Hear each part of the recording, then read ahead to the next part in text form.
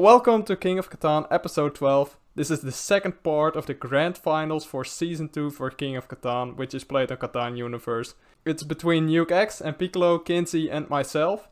And the first part is already on the channel if you want to check it out. The link is in the description. And for today I'm joined by DylLighted to commentate with me. Thank you for joining me, DylLighted. Of course. And that this is a really interesting board along with a really interesting position. And I'm really excited to find out who wins this game, and I hope you are too. Definitely. I remember playing this game and this was one of the best game I've played in, not in terms of my personal gameplay, but the best game in terms of how exciting and close it was at the end to see how it won. Stay tuned for that. So Mpiccolo just rolled a 7 after activating a knight, which guarantees me to lose resources. To me, I always like to say that whenever you play your knight card and then roll a 7, it's almost really bad. That's almost the worst roll you can get. And the reason because of that is because you play your knight card on the strongest spot that you want to block, and then if you roll a 7, then you're forced to move the robber off the strongest spot you want to block. So although you do get to steal another resource and you do get to block another hex, you get to block another hex, but that's like the second strongest spot, and you leave the whatever you want to block open. And that can be really critical if you're trying to block that city and your opponent's saving up for a city or something like that. Yeah, certainly. It's okay if you're erasing someone, of course, because then you can rob them twice and create that extra effect. But I certainly agree with you. So Mpiccolo decided to block the 5 ore at first and now has to move to the 6 lumber, which doesn't block me, so I was pretty happy with that for sure. At this point I would still consider blocking myself at this point, as being Mpiccolo. Maybe he was fishing for a certain resource I didn't have, but... Yes, I totally agree. If I was Mpiccolo, I'd probably block the 5 ore and steal from you, like exactly what he did, and then I'd move it back on the 8 wheat and steal from you also. I think the person with the city on the 5, 8, 10 can get very scary.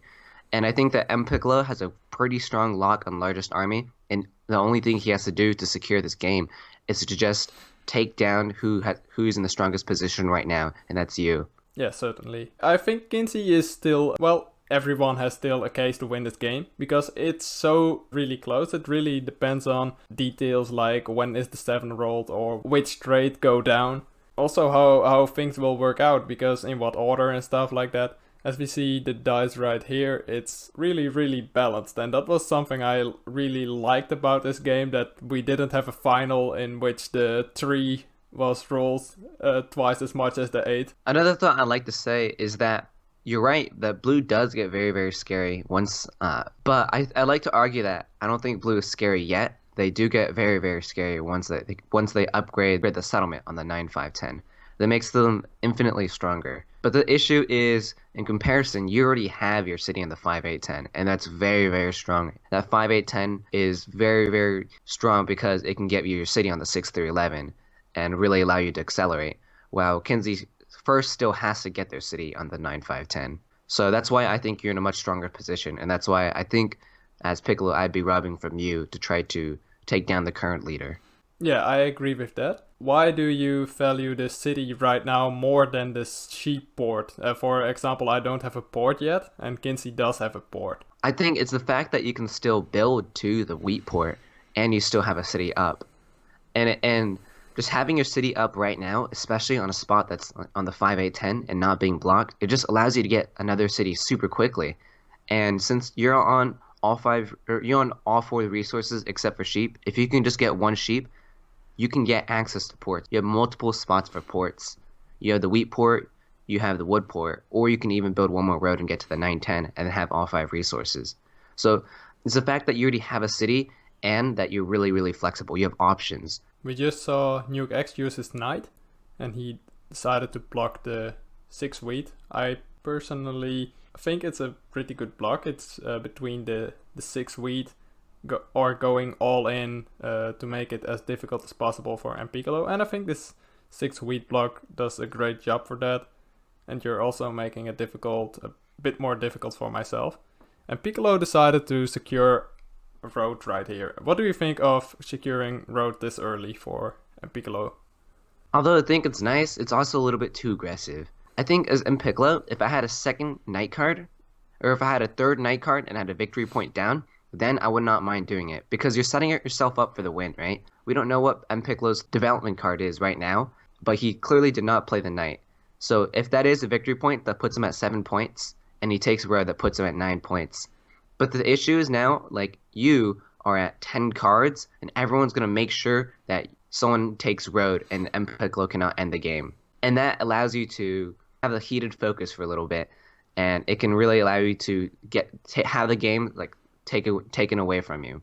Yeah, I agree with this for sure. I think the play he could have made is use those 2 roads to go to another spot, like for example the 6-12 or the 12-11 if you really want more ore, or something like that. I think there's a certain point where you want to lock road like you said, but this might be a bit too early. I prefer to stay under the radar as long as I possibly can, and this really dictates that Mpiccolo is the greater threat than I am. Looking back at this game, I was pretty happy with Mpiccolo taking road here, because I could do really powerful moves and it might not have been as obvious now to block me. I still think I would block myself here, but I could also make the case, hey, Mpiccolo just needs one more knight, he could be at 9 or 8, he's way closer than I am. I know I have great production, but I think he should still be the blocking target. And I'm really curious if I could get that done, or if Nuke X decided to block something like the 10 lumber. I think in this situation you almost have to block Mpiccolo. Since he didn't play his knight card last time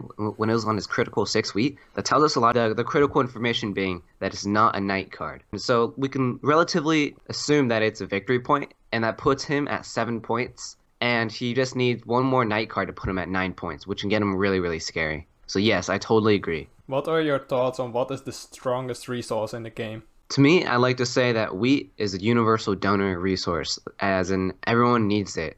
So that's why the famous rule is like no wheat equals defeat. And I like to argue ore is the second best resource, or it is the best resource, as it allows you to build cities, and cities allow for exponential growth. So you can double your production on your settlement placement, and in theory, your settlement placement should be the highest producing spot. So if you double it, it yields a massive increase in production compared to a 4-player game where the open settlement spots is not very much.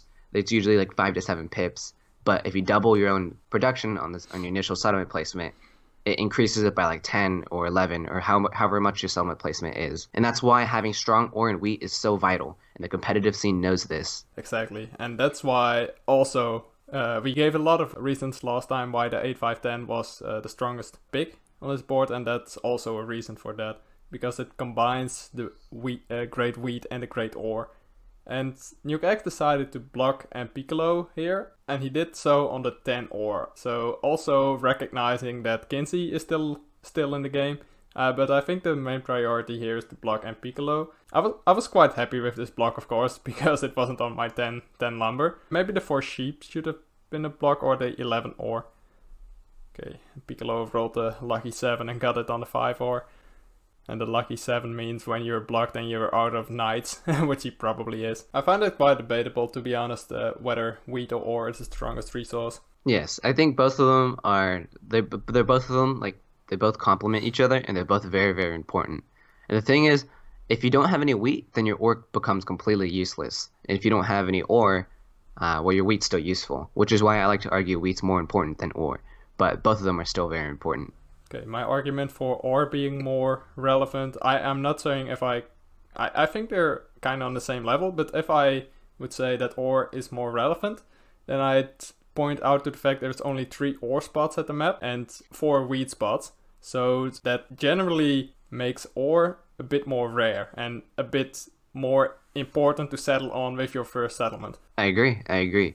Since people would take, if you don't take the ore, then people would take it. Also, something that I've been thinking of recently is that knowing who you play with or who you're going to be playing with matters so much. If you're playing with someone who's relatively new and doesn't really know what they're doing, and they trade freely, let's say that they're openly trade their wheat, well, you can intentionally just not place on wheat if you know that they're just going to trade you a bunch of wheat, and just go on all the resources that you think that they're going to trade for or want, and then you can just get a bunch of trades with this newer player and really take advantage of that. Well, it's something I do, that I look at what is the strongest resource on the map.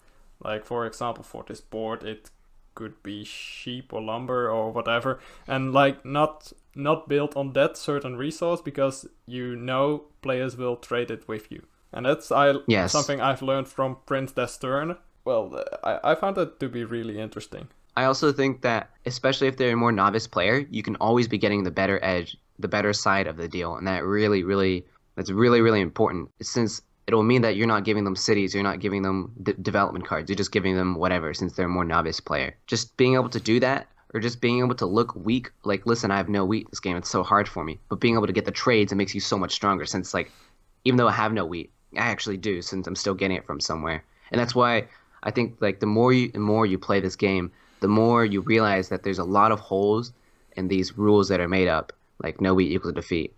Yeah, definitely. I'm currently making a video in which I cover all exceptions to Neonate's rules, and I certainly think the rules Neonates makes help players win games, but if you know the exceptions as well, it makes you such a much stronger player than just knowing the rules work and also knowing why the rules work. So when looking at the board, at the state of the board, because Nuke X just built the settlement on the wheat board, and he has a bunch of wheat, so that's pretty interesting. And Mpiccolo has a lot of cards in hand, but is still in the same position as he was last turn. And Kinsey got a development card and is close to getting to the 5-2. How would you say that the game is evolving right now? Well, in my opinion, I think it's that it's actually a 4-way road race. If you look at it, Mpiccolo can race for road, so can Kinsey, so can you, and so can Nuke X. They all can race for road.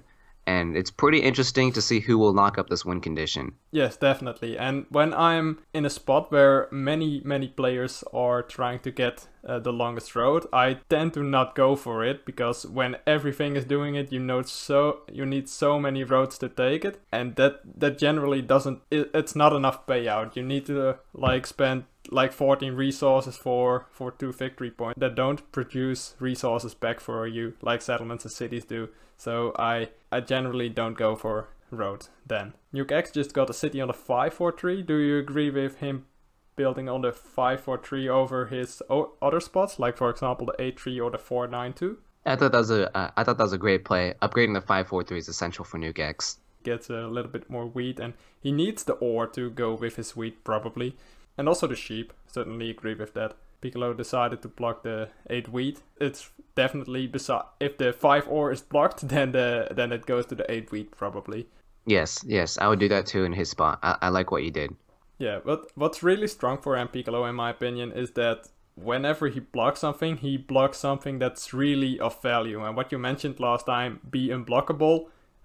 Myself and Nuke X are doing a terrible job of that. So we're like super blockable. Every spot matters. Something that occurred to me is that even though y'all are both on the ore wheat and Nuke X is on the sheep, still none of you guys have development cards, and that's what makes the 8 wheat and 5 ore so much susceptible to being blocked, since you can't defend it immediately. So I have a couple of options right now, because I know the 5 rolled in this orbit, and I think this 6 as well, so I could build a city, but I could also try to fish for some development cards or do something else entirely. Unfortunate that we can't see the hand because of the recording and scaling. Usually I like to say that your third city becomes so much weaker compared to your first 2 cities. And the reason why is because your first 2 cities, it's your initial settlement placements, right? So in theory, they should be the best producing spots. So if your third city is going to be on third settlement, and that's going to be a lot weaker compared to your other 2 spots. And you're sort of just getting yourself a solid point, but it's not a very big increase in production. And the issue is that you also, if you build on the same resource, it becomes an even bigger target. So you can almost take away some of the production you're making. So in this spot, even though it seems like army is going to be locked up, I would still consider buying development cards, as there's still a lot of cards in the deck that can help you out. Victory points are great, Monopoly is great, Year Plenty is great, Road Building is all great. Those can all help you. And buying night cards doesn't hurt you either, since you can pin down Mpiccolo and say I need to block this leader. I need to block this leader. Yes, definitely. And also because when the 5 is unblocked and it rolls, it's such a huge tempo swing for me. But yeah, I definitely agree with you that development cards are better than the city right here. But if you would get a city right here, would you build it on the 511, which is more production and doubles up on the ore? Or would you go for the 10 lumber, recognizing this might not get blocked because the 8 wheat and the 5 ore are better targets, and then use the lumber port to your advantage? It's a really interesting thought since in terms of how I see it is that if you upgrade your lumber, is the fact that instead of getting 1 free card per roll, instead you get 2 free cards, and you can exchange the 2 free cards for a sheep. So it becomes it basically becomes an ore wheat sheep hex, the 5-8-10. What's also a thought of me is when you improve your 10, so the blocks might go to the 10 lumber from Mpiccolo, and that is something I'm not that unhappy with, because then my ore and my sheep, ore and wheat are both open. When those combine, then I can really start going for the cities and the development cards. You're right. At first I was thinking you just upgrade the 511 because it's more production, but I don't think that production really helps you in any case. So you're right, I think I would actually upgrade the wood because you're happy if it's blocked since the 5 and 8 are open, and if it's not blocked then it becomes a strong wheat source or a strong sheep source for you. And it's just very flexible production. And blocking a 10 wood doesn't feel very great. So I think you're right. I would actually upgrade the 10 wood.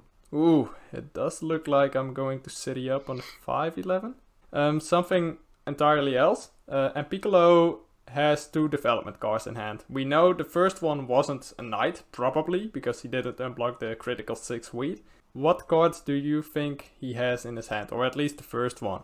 I would probably assume it's either a victory point or monopoly, and that's something to definitely watch out for. Those are usually the assumptions you make when someone doesn't play a knight, but they are also really diverse in the case that when someone has a development card... Oh, we see a trade going down.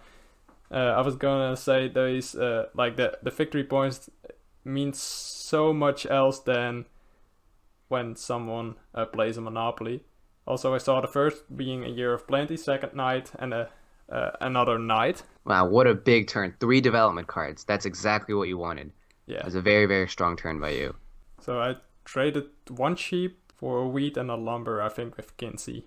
So Kinsey might be able to build a settlement on a 5-2. I'm perfectly fine with that. Kinsey is a strong player, but she is the lesser threat than if you compare her to Mpiccolo or even Nuke X. If Nuke X builds 2 roads, he'll be at 8 victory points.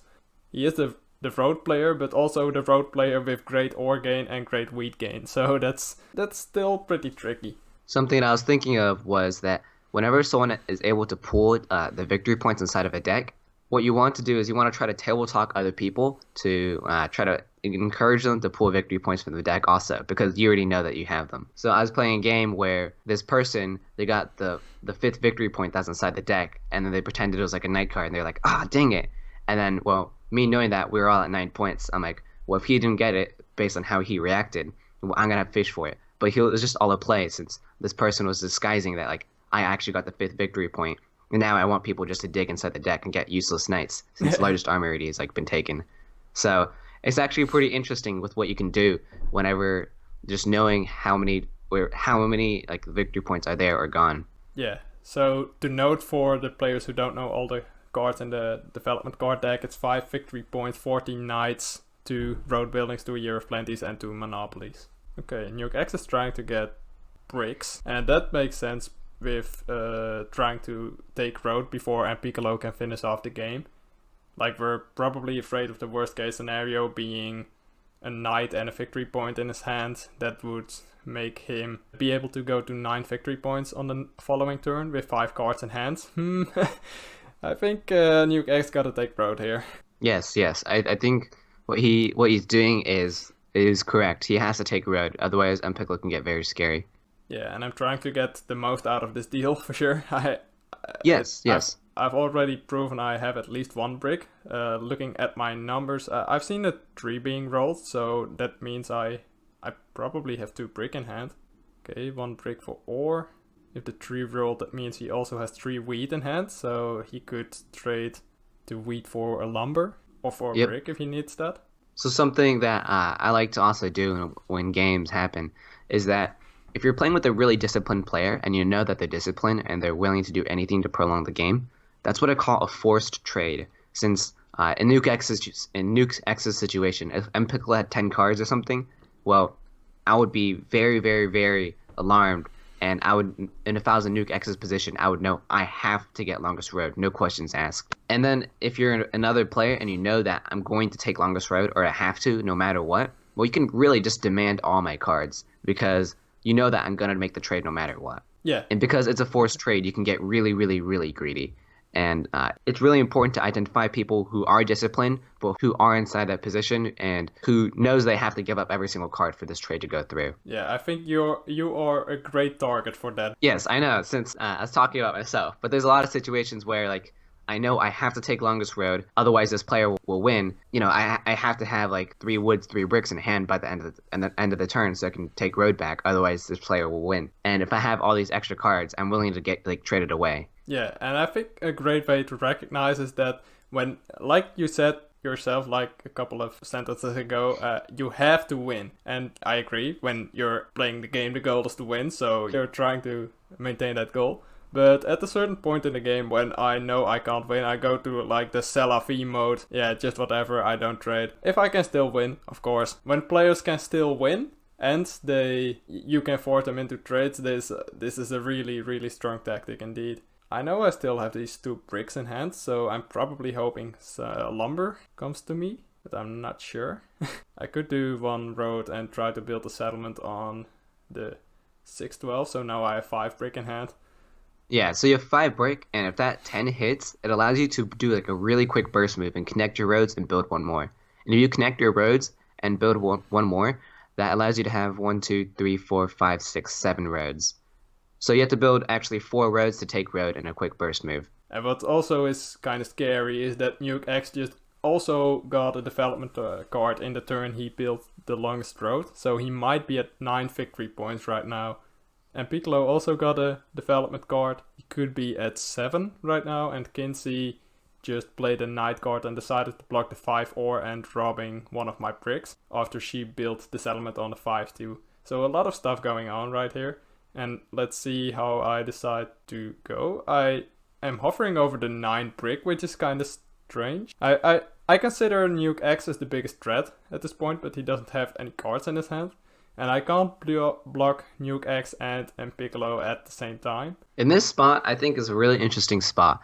But since you can't really block Nuke X at all, what I think I would do is I would try and block Mpiccolo, have Nuke X play his turn at 0 cards, and then have Mpiccolo play his card, hopefully his night card, and block you again. Or block, well, Mpiccolo, which is also you.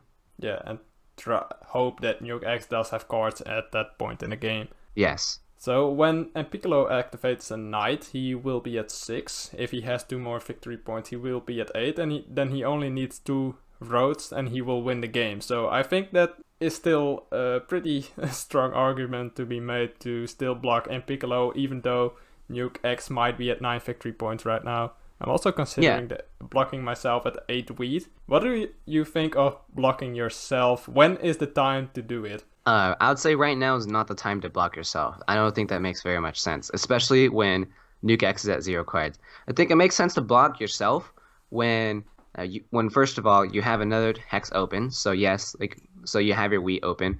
But I think that when you're in a really, really dire spot, such as you know that they have 3 ore in hand and you have to block the wheat to make sure they don't get their city, that's when I would block myself. Because, you know, if they get their city, that's going to bring them to the 10th point. So if like Nuke X had 3 ore in hand, then I think I would block myself right here. Because you have to.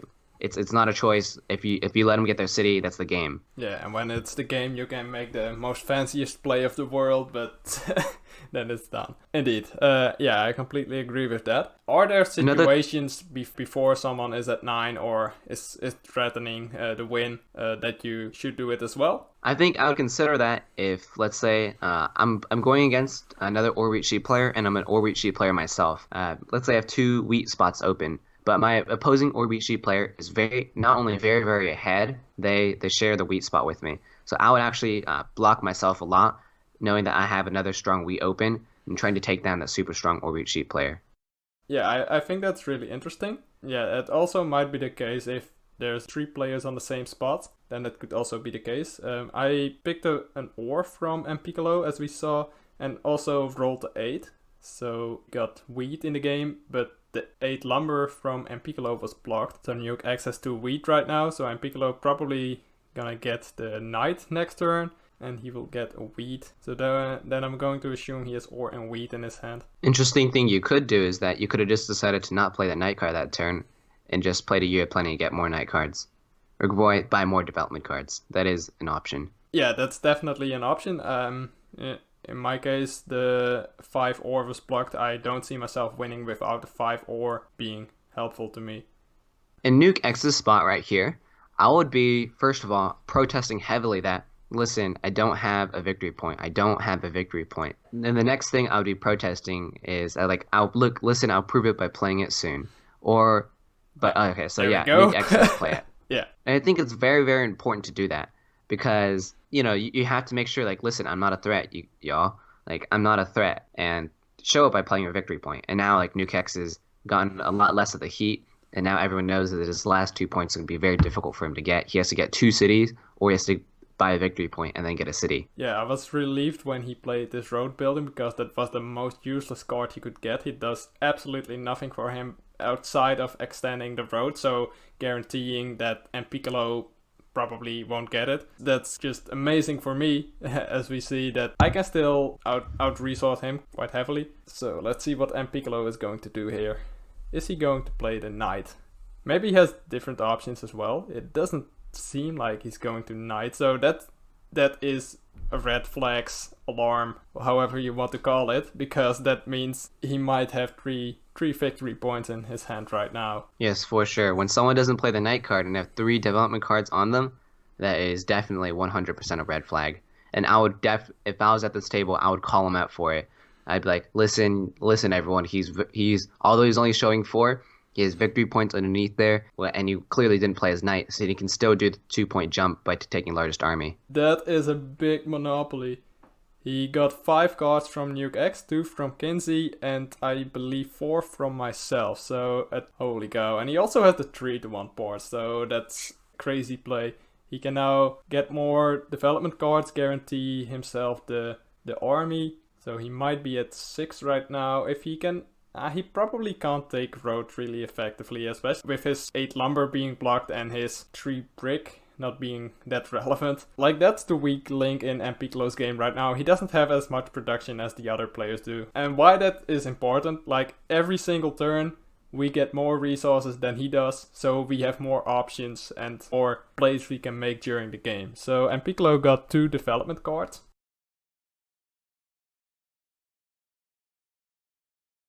Kinsey signifies she wants to build on the 8 lumber. And I roll a 7, so I lose 4 resources again. And I decided to get rid of the bricks I got from the 11 lumber a few orbits ago. So something interesting that I was thinking about was maybe a reason why Mpiccolo was so hesitant on blocking the 8 wheat, or a reason to not block the 8 wheat, is because you're searching for that wheat monopoly. And whenever you know that if you're trying to set up for a monopoly and you want to monopoly a particular resource, well, if you block it, then it can't happen. An argument for not blocking a certain resource is because I'm setting up for the monopoly, which is what Mpiccolo could have done. Yeah, that's something I try to do as much as well. So I certainly agree with that play. And also something I try to do when I'm looking for a certain resource. On this board, I don't gain any sheep. So I wouldn't block sheep either, because that means there would be less sheep in the game, and it would be less likely that I can trade a sheep for something else. That's something I naturally do. I actually naturally do. I did that before I started playing Catan competitively. So I think that is the edge I had over my family. Did you play Catan at home before you started playing online? Yeah, I did. But the thing is, I still didn't play very, very much. I think when I started tryharding a lot more was when I first saw a few Neonate videos. I'm like, wow, this is actually pretty cool. And then I applied to the game, what I learned from his videos to the games at home, and I started winning a bunch. From then on, I started playing online, and that's how it all started. I started going to tournaments and made it to nationals, or I won my regional tournament. I made it to nationals, and That's when I like really started to ramp things up. After I'm like, all right, I'm going to nationals. I really have to start preparing. There's no more slacking anymore, and I'm going to try to represent where I come from the best I can. Did you have any tactics that you apply from before you started watching these videos and before you started playing competitively that you still apply in your game right now? No, I don't think so. I think I was like a hardcore neonate fanboy until I started making up my own ideas, and that's I made up my own ideas by like watching all the games that I've lost and writing like an essay on them, and like the essay would include like why I lost, or why I lost, how could I have not have lost, like the mistakes I did, and how could I have improved that game, how could I have like make it so I wouldn't lose, and after doing that for a really really long time, like there's a lot of like subtle details I figured out, or like whenever you're able to rewatch your games, you can just really nitpick every single thing you missed, especially if you just track everyone's cards. Like you missed a trade opportunity here, you table talk badly here, you could have said this instead of right here, and it allows you to really really nitpick at your game and like figure out all the mistakes you make. So even you like to say that like even if you don't make any like actual like building mistakes, you're like you should have built a road here. Even if you don't make any mistakes like that, you can make 100 mistakes in terms of missed trades and in terms of like bad table talk. Ooh, what's going on here? I built a road, but I... Ooh, was that a mistake? Did I thought I had lumber, but I didn't have it? Yeah, I think it almost looked like it since you tried to build the settlement afterwards. So I used the Year of Plenty to get lumber and sheep. Oh, I get the trade with Nuke X. Okay, so maybe it was intended that we've already discussed it, and I had to get the Year of Plenty before he wanted to trade with me. So that might be plausible to save myself this. But yeah, okay, we're just gonna call it on. I didn't know I lacked the lumber. Okay, something that's really different in how we got like skilled at the game is that I started playing Catan Universe. I won a bunch of games at home. Like at some point we've played it for many years, and then we stopped playing for like 2 years, and I got like all these ideas about Catan, and then I started applying them and they worked. So that's how I got good at the game, basically, from just not playing. And then I started playing more in Catan Universe and could refine my game a little bit more. And after that, after already having like a decent game, I started seeing your videos and Neonate's videos. So, and then I learned even more. So I think that's how I got good at Catan Universe without looking too much at my mistakes. But I gave myself as much feedback. Like what you did on essays, I did that because my brain works like this, that I can remember very detailed how games went. I can give myself really exact feedback on how the game went without writing it down, or at least I believe I can.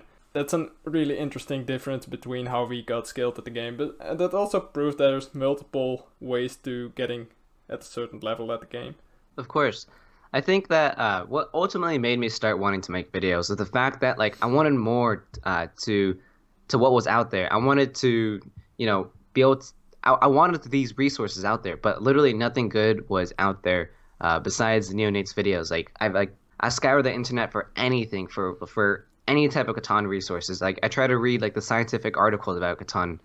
Those didn't really help out, but I tried looking for everything, and I watched like all the tournament games, but I felt like that besides Neonate, there was no other good content out there, and I knew that there was more inside the game, more that he didn't talk about, that I was starting to learn, and that wasn't really being talked about anywhere else. And that's what ultimately made me want to create my own YouTube channel, especially after like, all right, well, I made it to nationals, I have some credibility now, and I know that here are a lot of other things that people don't talk about that I should talk about. One of the videos that I still need to make myself is how to take down Orweak sheep, since I play a lot of Orweak sheep myself, and like it is very strong, but the thing is people don't know how to take it down, and that's very very important for the community. Yeah, because we're really creating an Orweak sheep meta game in here, and especially I noticed this in King of Catan, like everything goes according to the rules like you and Neonate created, and some stuff I added with King of Catan. So I'm really looking forward to reshaping this metagame and let's see if we can actually create a counter to Orv cheap, or how to do that effectively. But I think the best counter to Orv cheap is still having a better Orv cheap. But that's so I'm looking forward to your video for sure. It's not gonna come out for a while, but that's okay. But I'll just tell you Okay. the 3 things that I think that take down Orv cheap the best. So first of all, you're right. If you do have a better Orv cheap setup, well, you're in a pretty strong position to just take down your opponent. It's fine. That is a great counter. Just having a better setup than your opponent. But if you don't have a better setup than your opponent, you have to ask yourself, as a road player, what can I do to take down the Orb cheap? I think the first option you can do is to cut your opponent off, cut your Orb cheap player off. The reason why you want to do this is because the Orb cheap player, they have trouble expanding. They tend to do triangle roads, and they tend to do short road expansions because they don't have very good expansion spots. And what you want to do as a road players, you want to make their expansions even harder for them by cutting them off, by giving them less space. And whenever you give your Orb cheap player less space, it forces them to get victory points, and it forces them to, or if you can remove their ports from the game, it makes them so much weaker, and it's very, very important. The second thing I think you have to do to take down the Orb cheap players, you have to just straight up steal from them. Even if they're just in a normal setup, if they have the Orb cheap, you still have to take them down. You still have to go ahead and rob them. Even if we're all tied, you still have to block them, since they have a strong Orb and they have the strong potential to go ahead. A really great detail about what Mpiccolo did with his road building.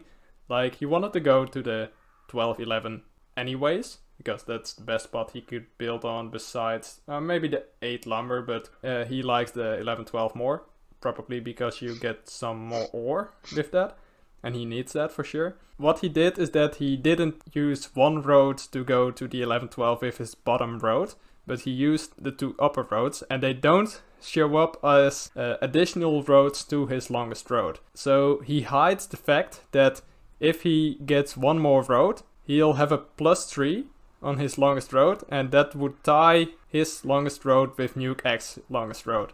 So I think that's really smart. Like, I don't think in this game people won't recognize it, but in many games you can actually do stuff like that and people won't recognize it, and it will come as a surprise when they take longest road with just one road, practically out of nowhere.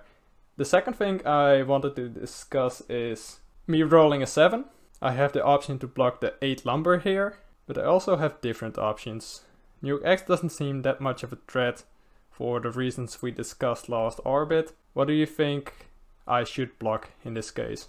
I think what you should block is the 8 wood, or block Mpiccolo somehow and prevent him from building roads. Like you said, which is a really good point. But if you add up all his cards, he can set up for the 10th point very, very nicely and do a 6-point play. Since if you look at it, let's say he plays his Knight card, that brings him to 6 points. If he takes longest road simply by building 2 roads, that brings him to 8 points. And then he has 2 more hidden development cards. That brings him to 10 points. So you can really do a quick 6-point play and snipe the game out of nowhere. So it's important to have strong awareness. And to prevent him from getting 2 points, I'd block the wood, since, threes had hit, and if you're blocking the wood, that prevents him from building the roads to get his longest road. And also, I'd also be telling Nuke X, you have to extend roads. Look at what's going on. You have to extend your roads. Is there a reason for you to... Because when I'm looking at this board, I would consider the 8 lumber as a building target, maybe over the 12-11. So how I see it is that there's 2 potential loops. There's one loop around the 11 ore, and there's another loop around the 8 wood.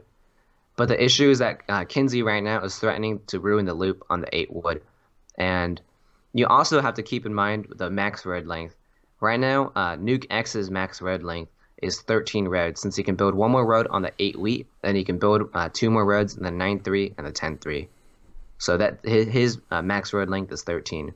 So as Mpiccolo, you have to think about what is your maximum road length and how can you decrease the maximum road length. So what's something that's really interesting is that if Mpiccolo wants to play aggressively, he can build 2 roads upwards on the 9-3 and then on the 3-10 and the 9-3, and that'll actually decrease Nuke X's maximum road length. So it's really interesting that how you can do that. Nuke X would only be able to build 1 more road at the 8 wheat, and that would make his maximum road length 10. his maximum road length would be 11 if he builds 4 more roads. Then Mpiccolo just only needs from this point on to build these 2 roads, if he gets there first, of course. Then he basically guarantees longest road. I'm not sure if Kinsey has any wild plans to go for longest road at this point, but I think it can be 11, it can 11. Be 11, yeah. Because you have the loop road, and then you just how they can expand on the side. So let's see if I'm indeed going for this 8 lumber, or if there are other options. Oh, the 4 sheep is also an option. The 8 does get rolled more, but the sheep gives Mpiccolo the ability to buy more development cards. And there's also still the 10 ore, which is kind of key for Mpiccolo, but he gains 2 ways of getting ore. I agree with your point that preventing Mpiccolo from building roads is pretty important right now.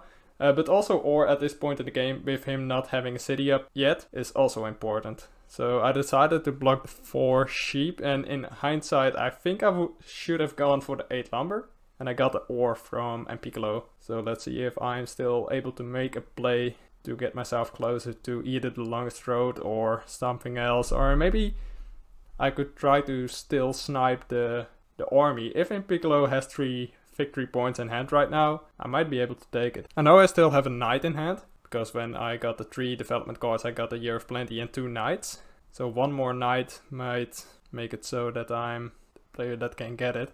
But it doesn't seem like I'm proposing any trades. So maybe I'm doing it in voice chat, but not in the game itself. So I think that blocking the 4 sheep isn't that bad of a play, as long as you play your knight card and then block the 8 wood. But also having just a knight at your disposal is just really useful, since you can really negotiate some trades. You're like, listen, like, you're gonna do this deal with me, or I'm gonna steal with you. And if you can just like threaten that, well, especially in the competitive scene, it's not looked down upon. It's just like it's looked as smart, since you're just getting free trades. But if you know someone has like a free card or something, or has 1 card, you're just gonna say like, listen, I have a knight card. I'm gonna take from you, or you're gonna give me a 1-for-1 for me to complete that. Having a knight card and using that leverage is really, really important. And just being firm with it, and just saying like, you can either have 1 card by me doing a 1-for-1, or you can have 0 cards and I'll just block you. And that scares a lot of people, and that's something that you can do to really intimidate people to like, all right, I'll do this trade. I don't want to lose my card. Ooh, it does seem like I'm going for the development card, but I picked up a victory point, as we see on the screen. So there's no knight. Ooh, that's interesting. So I built a road as well. Do you think I should have built this road? I don't think so personally. I think that you can just afford to hold when you're at like 3 or less cards, or 4 or less cards. So I don't think, especially since you have the wood port, I don't think I would have built the road. I would just hold and see what I can do in the future. Maybe this brick can be traded somehow. Exactly. So just look at your opportunities. Yeah. So we're seeing a wheat for ore trade between Nuke X and Kinsey, recognizing that they both are not at the point of winning right now. But it seems like Nuke X gets his city, and now he is scary. For sure, for sure. Think I would have tried to actually like encourage Nuke X to like build his road last turn, or like extend his road, but now he has a city that makes him very, very scary. It's Kinsey. I don't think I would have done that trade, allowing an 8-point player to go to 9 points. That makes it so all they have to do is now fish for victory points, and that can get very, very scary, like exactly what you said. I assume Kinsey can get now off-road settlement at the 8 lumber. Ooh, he gets a development card. Okay, so and he still doesn't play a knight card. Wow. He doesn't. So he might have picked up a knight right now, or maybe a victory point still, because there's still 1 left. I think I'm going to assume that he had 3 victory points before this, because we already saw 1 monopoly. Yes. It wasn't a great turn for a monopoly, but I think he would have played it by now if he had the second monopoly. Ooh, the 6 wheat being rolled. Key number for everyone. Yes. Maybe not so much for Nuke X. Maybe he can trade 3-for-1 for it, but... an argument for building the road last turn. Wow, I was going to say that you can still, if you build 5 roads and just connect your loop and build 1 more road, that brings you to 11 roads, and that can still allow you to take longest road and win the game. There we go with the Mpiccolo's knight, as he decides to rob a wheat from me. he recognizes that I might be at 9 victory points right now because I might have played a knight, but I didn't. If I had drawn the knight last turn or 2 turns ago, I'm going to assume that I would have played it, so I would take army before Mpiccolo would have. But I got a victory point, so which is also really, really helpful at this point in the game. Wow, Mpiccolo buys another development card. Wow. This is getting quite scary since he could actually be at 9 points, and especially since the last turn, like the knight was on him, the robber was on him, and he needed to build a single, and he did not play his knight card. So I think it's almost safe to assume that he's at 9 points right now. Yeah, I think that's very safe to assume. However, there's only one, because we know I have a victory point in hand. So there's only 1 victory point in hand right now. And meanwhile, Kinsey is at 8 victory points. And she's 1 road from the longest road, I think. She's at 9. Oh, 2 roads, okay. But she has 0 cards in hand. Interesting thing that Mpiccolo could do, if you're tracking people's cards and Kinsey does have the 2 roads in hand, as Mpiccolo, what you can do to make sure that Kinsey doesn't win next turn, you can build 1 road on the 8 wood, preventing her from getting her max longest road, and then capping her out at 9 roads and making Nuke X hold it. Because we gotta assume Nuke X just keeps longest road. I don't think Mpiccolo can still get it, but I decided to block Mpiccolo anyways. So this was like a really tough decision because like everyone is on 9 and Kinsey is just 2 roads away from the win. I'm actually in last place right now despite me being at 8. But I have a bunch of cards in hand, so maybe a settlement at the 9-10 can bring me to 9. Might have a city in hand. Let's have a look. I could still take longest road, I think. With 5 roads would bring me the longest road. Yes, I agree. I think right here is where it becomes very, very vital to start tracking people's cards. And this is where it becomes more of like a pattern, or not a pattern, but sort of like a puzzle, where you're trying to block as many people to complete their win in the next few turns. So let's say if Nuke X has, let's say if they have 6 wheat in hand, that means you're forced to block the 5 ore, because if the 5 ore goes off, then Nuke X wins, right? Since they get their city. Or if you track Piccolo's cards and they have their and they have a settlement in hand, well, you have to try to block whatever they have to try to break up the settlement, or like block the thing that they need to build the settlement for them to win. Yeah. Or in Kinsey's case, like if let's say the 9 went off, well, now you have to block the 6 wood to prevent them from building their 2 roads.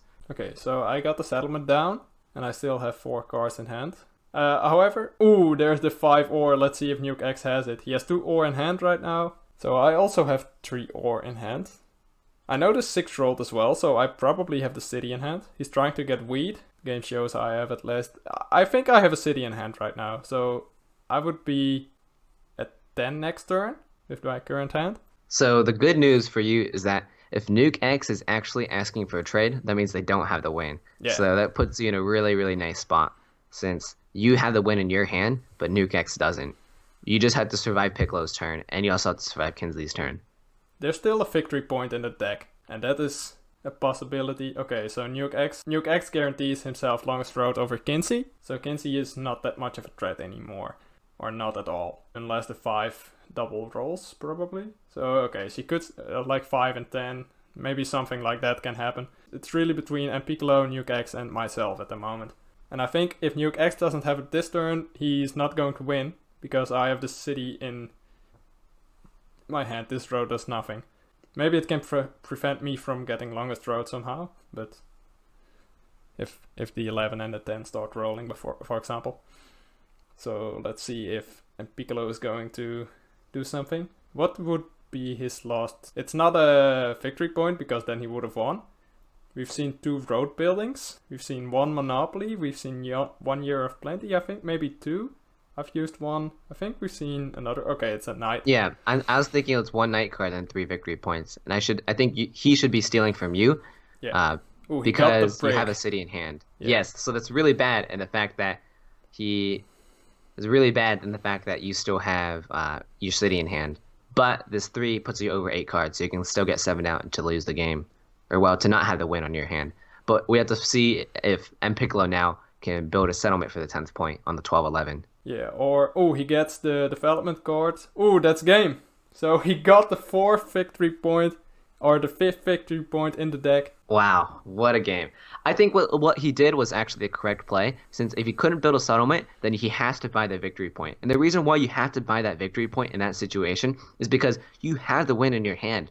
He's not going to get another turn, so he has to pull it. He has to end it here, and that was the end of his critical period. Otherwise, you would win. So him buying that victory point was 100% the correct play, and not holding for the city. And because of that, he also won the game. I thought Mpiccolo played a really, really strong possum game. And what I mean by possum game is like they hid their point total well, and they didn't seem very scary. But like you said, I don't think I would have built 2 roads earlier, since they just took the longest road a little bit too earlier. It wasn't really set up well, and it ended up making him look like a big threat, and ended up having him stolen from a little bit. Thank you for watching, everyone. Also, thank you for commentating with me, DylLighted. This was a crazy win for which I'd like to congratulate Mpiccolo. This makes me look even more forward to Season 3, because we have many more nail biters coming up. The player pool is expanding, and the player pool we already had is learning from these high level players we have in the growing community. So I'm looking forward to those games for sure. If you also want to play against friendly and skilled players, sign up for King of Catan yourself. You can find the forum in the description. Again, thank you for watching and have a great day. And don't forget to subscribe if you want to see more King of Catan videos. Bye.